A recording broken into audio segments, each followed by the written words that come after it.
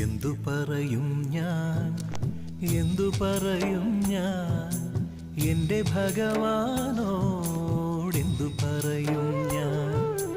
ഒന്നും പറയാതെ ഒക്കെയറിഞ്ഞോളും നിൻ പരിതാപങ്ങൾ ഒക്കെയും തീർന്നോളും.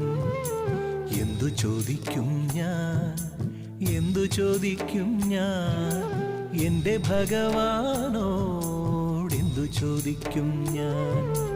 ഒന്നും ചോദിക്കാതെ ഒക്കെയും തന്നോളും നിന്റെ അഭീഷ്ടങ്ങൾ ഒക്കെ നടന്നോളും.